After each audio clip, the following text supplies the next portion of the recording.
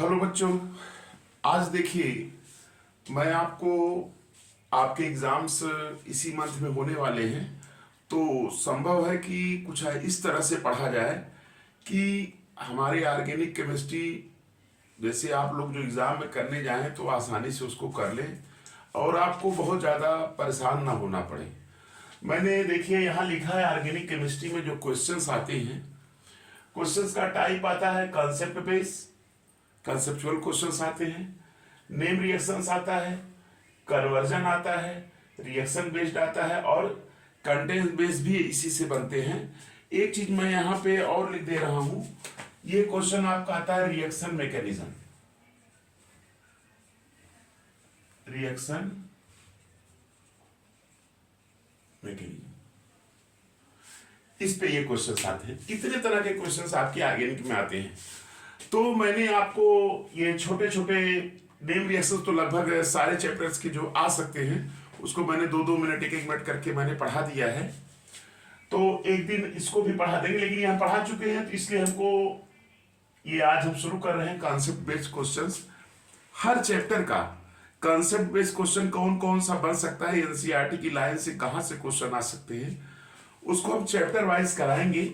जैसे पहला चैप्टर हमारा है hello alkene and hello Aries. तो देखिए, संभवतः ये संभावना व्यक्त की जा सकती है कि इस तरह के क्वेश्चंस आपके एग्जाम में हो सकता है यही क्वेश्चन आ जाए। तो मेरा ये पूरा प्रयास है, आप लोग इसको मेरे लेक्चर को आप देखिए और आपका जो ऑर्गेनिक का पार्ट है वो सरलता से आपको तैयार हो जाएगा। अभी मैं पढ़ा दूंगा जब ये सब, तो मैं आपको बताऊंगा, कम समय में भी आप इसको तैयार कर लेंगे। तो आज हमने शुरू किया है कॉन्सेप्ट बेस्ड क्वेश्चंस। तो ये कॉन्सेप्ट बेस्ड क्वेश्चन एक दो तरह के क्वेश्चंस आते हैं। तो चलिए आज शुरू कर रहे हैं। आपका चैप्टर है hello alkene and hello Aries, और हैलो एल्केन्स और हैलो एरीज का जो चैप्टर है इसमें मैंने पहला क्वेश्चन लिखा हुआ है कि आपके एग्जाम में क्वेश्चन ऐसे आ जाएगा, explain why Grignard reagent should be prepared under anhydrous condition. ये क्वेश्चन आ गया आपको, तो आप कैसे लिखेंगे। देखिए, जानकारी तो सबको रहती है लेकिन लिखने पे नंबर मिलता है। एग्जामिनर आपका इवेल्युएशन जो है कॉपी देखेगा कैसे लिखे हैं। देखिए, टीचर तो सारे बच्चों को पढ़ाता है, लेकिन उसी टीचर के पढ़ाए हुए कुछ बच्चे जो है टॉप रहते हैं, 100 में 100 पाते हैं, और कुछ ऐसे होते हैं कि 23 पाने के लिए भी उनकी दिक्कतें आ जाती हैं। टीचर तो एक ही क्लास है, तो लेकिन मैं आपको लिखने का भी तरीका बता दे रहा हूं कि कितना आप लिखेंगे जिससे कि आपकी कॉपी जो है अच्छी रहे और टीचर जब भी देखे तो आपको नंबर पूरी तरह से। तो ये क्वेश्चन मैंने लिख रखा है कि explain why Grignard reagent should be prepared under anhydrous condition. जैसे ये क्वेश्चन आ गया तो आप इसमें क्या लिखेंगे। तो देखिए, सबसे पहले आप यहां पे इस पे आइए, ग्रिग्नार्ड रिएजेंट देखिए, RMgX एल्किल मैग्नीशियम हैलाइड, इसी को क्या कहते हैं, ग्रिग्नार्ड रिएजेंट। क्या कहते हैं, ग्रिग्नार्ड रिएजेंट। ध्यान से देखिएगा, इसको ग्रिग्नार्ड रिएजेंट कहते हैं। और ग्रिग्नार्ड रिएजेंट में देखिए यहां कार्बन और मैग्नीशियम होता है, यानी कार्बन मेटल बॉन्ड होता है, तो ये बहुत रिएक्टिव होता है। तो देखिए होता क्या है, RMgX, ये मॉइस्चर अगर मिल गया, इसको मॉइस्चर का मतलब वाटर, अगर ये मिल जाता है तो ये बना क्या लेता है, आपका RH बना लेता है, और क्या बन जाता है, MgOH और X। ये जो RH बना इसको क्या कहते हैं, एल्केन कहते हैं। क्या कहते हैं, एल्केन्स। तो देखिए, ग्रिग्नार्ड रिएजेंट बहुत रिएक्टिव है और ये मॉइस्चर से रिएक्शन करके आपका एल्केन बना लेता है, इसीलिए जो है इसको हम एनहाइड्रस कंडीशन में बनाते हैं। तो आप ये पहले रिएक्शन लिख देंगे, लिखेंगे Grignard reagent is more reactive हो गया, इट रिएक्ट्स विथ मॉइस्चर का मतलब वही H2O, reacts with H2O and form alkane and phan alkane. Alkane. It reacts with water and phan alkane. Hence, Grignard reagent is always prepared under anhydrous condition. Under anhydrous condition याद रखिएगा, आप केवल इतना बना के लिख देंगे तो आपको पूरे नंबर्स मिल जाएंगे।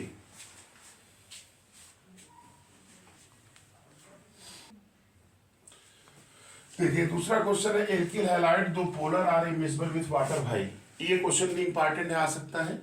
तो देखिए RX होता है, यहाँ पे देखिए निगेटिव और इसके ऊपर पॉजिटिव, यानी इसमें डाइपोल डाइपोल इंटरेक्शन होगा। और वाटर के बीच में जो है मॉलिक्यूल्स होते हैं उनमें जो है हाइड्रोजन बॉन्डिंग होती है।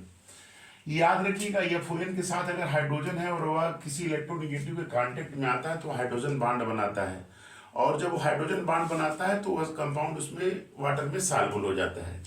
तो ये भी कह सकते हैं कि ये एल्किल हैलाइड वाटर के साथ हाइड्रोजन बॉन्ड नहीं बना सकता, इसलिए सॉल्युबल नहीं होगा, ये भी कह सकते हैं। लेकिन यहाँ पे देखिए लिखा है, since the new force of attraction between water and alkyl halide molecules are weaker. New force of attraction between water and alkyl halide molecules are weaker, weak होगा। Then the force of attraction already exist between alkyl halide molecules and water molecule. यही कारण है कि therefore लिखा है ना, therefore alkyl halide are not soluble in water, या alkyl halide are immiscible with water. तो ये इस क्वेश्चन में आप इतना एक्सप्लेनेशन लिखेंगे तो आपको पूरे नंबर्स मिल जाएंगे।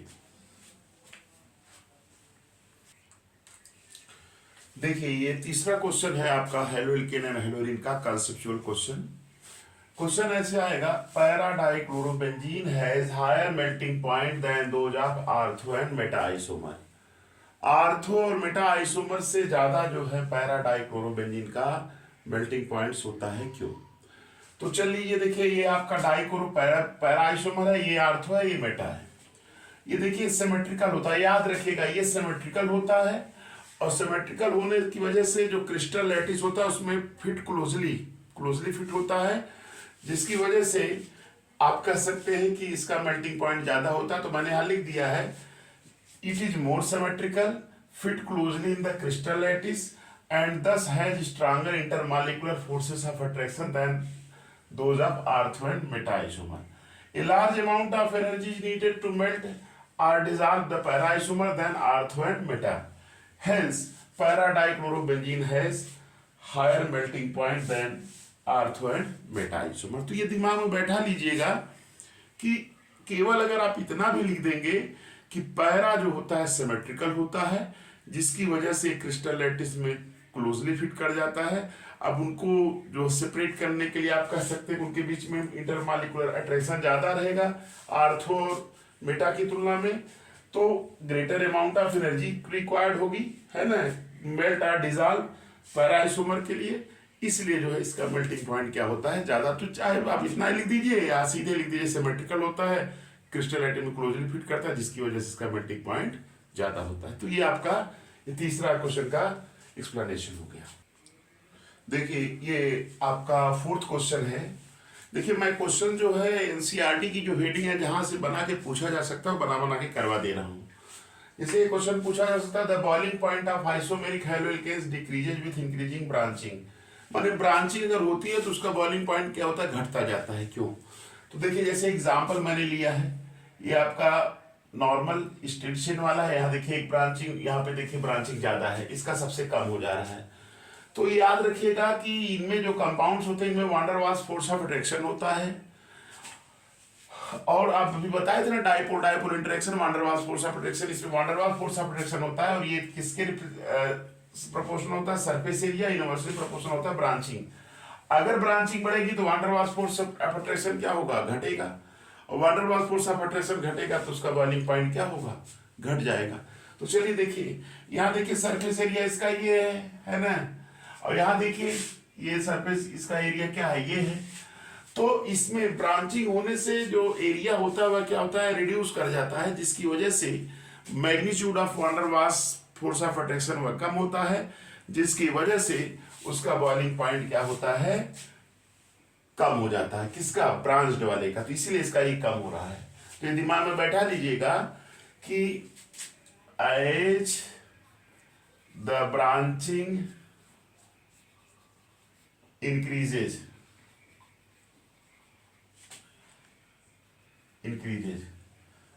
the magnitude of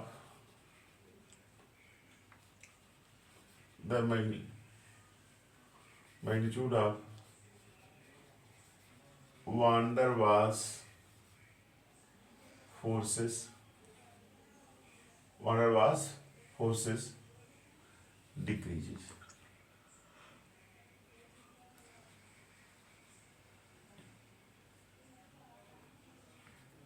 ऐसे लिखिएगा, one magnitude of van der Waals force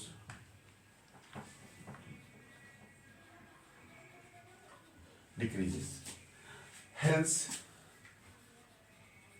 hence क्या जैसे लिखते हैं भाई, ऐसे हेंस बॉइलिंग पॉइंट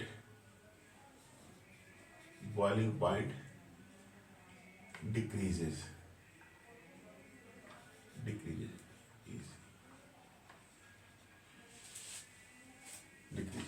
तो ऐसे भी आप लिख सकते हैं, ये क्वेश्चन आ सकता है, या ऐसे क्वेश्चन पूछ देगा, इनका दोनों पूछेगा, इसका बॉइलिंग पॉइंट ज्यादा होगा तो भी, या इसको देकर इसके कंपेयर, कुछ भी पूछेगा तो आप कर लेंगे। तो ये आपका क्या है, फोर्थ क्वेश्चन, नोट कर लीजिएगा।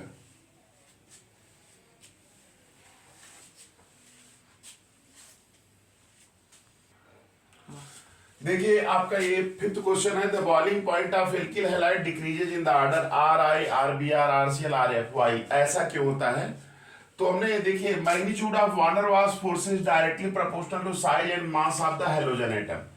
अगर साइज और मास हैलोजन एटम बढ़ेगा तो magnitude of van der Waals force बढ़ेगा, और इसके बढ़ने से बॉइलिंग पॉइंट क्या होता है, बढ़ जाता है। तो लिखा है this is because with the increase in size and mass of halogen atom magnitude of van der Waals force increases, hence boiling point increases. देख लीजिएगा कि सबसे बड़ी साइज आर आई है, इसलिए इसका जो है बॉइलिंग पॉइंट जो है क्या है, इसका बॉइलिंग पॉइंट आपका जो है ज्यादा दे रहा है यहाँ पे। तो ये आपका मास और साइज बढ़ने से जो है उसका बॉइलिंग पॉइंट क्या होता है, बढ़ जाता है। तो आपका ये है वैन डर वाल्स फोर्स बढ़ने से, दिमाग में बैठा लीजिएगा, ये जो ऑर्डर है इसका एक्सप्लेनेशन यही होगा कि वैन डर वाल्स फोर्स बढ़ जाता है, किसकी वजह से, साइज और मास ऑफ हैलोजन एटम इंक्रीज होने से। ये देखिए आपका सिक्स्थ क्वेश्चन है, और ये आपका लास्ट क्वेश्चन है कंसेप्चुअल, एनसीईआरटी में से जो बनाया है हमने। क्या है, aryl halide are extremely less reactive towards nucleophilic substitution reaction भाई, ये पूछ दे। या एरिल हैलाइड लेस रिएक्टिव होते हैं न्यूक्लियोफिलिक में, किसकी तुलना में, हैलो एल्केन्स की तुलना में। तो कुछ भी पूछे तो आप ऐसे लिखेंगे। देखिए एरिल हैलाइड मतलब आपका हैलो एरिन्स है, क्लोरोबेंजीन, इसका रियोनेटिंग स्ट्रक्चर जब बना है, रियोनेटिंग स्ट्रक्चर, तो यहाँ देखिए कार्बन और हाइड्रोजन के बीच में डबल बॉन्ड कैरेक्टर आ गया, देखिए पार्शियल डबल बॉन्ड कैरेक्टर आ गया है। और इस बॉन्ड को ब्रेक करने के लिए आसानी से ब्रेक नहीं होगा, जबकि हैलो एल्केन्स में जैसे आरएक्स होता है, हैलो एल्केन्स में यहाँ रियोनेंस होता नहीं, ये सिंगल बॉन्ड होता है, जिसको आसानी से ब्रेक कर सकते हैं। तो हैलो एल्केन्स तो बहुत इजीली न्यूक्लियोफिलिक शो करता है, लेकिन जो हैलो एरिन्स या एरिल हैलाइड होते हैं वो आसानी से नहीं शो करते। क्यों? क्योंकि इसमें कार्बन और हाइड्रोजन के बीच में पार्शियल डबल बॉन्ड कैरेक्टर आ जाता है, जिसको ब्रेक करने के लिए ज्यादा एनर्जी लगानी पड़ेगी। तो हमने यहाँ लिखा है carbon hydrogen bond acquires partial double bond character due to resonance, as a result bond cleavage in haloarenes is difficult than the haloalkanes. Therefore haloarenes or aryl halide are less reactive towards nucleophilic substitution reaction। तो इस प्रकार इस lecture में मैंने जितने conceptual questions आपके NCERT से लगभग बन सकते हैं, जो आपके पूछे जा सकते हैं, उसको मैंने बना करके इसमें करा दिया है। चैप्टर आपका यही हैलोएल्केन एंड हैलोएरीन से पहला चैप्टर है, तो उसके कंसेप्चुअल ये आप 6 कंसेप्चुअल इसको तैयार कर लीजिए। संभावना ये व्यक्त की जा सकती है कि इसी में से आपके एग्जाम में भी मिल सकता है। तो आप लोग मेरे चैनल को लाइक और सब्सक्राइब भी करिए, और अपने फ्रेंड के साथ शेयर भी करिए। थैंक्स।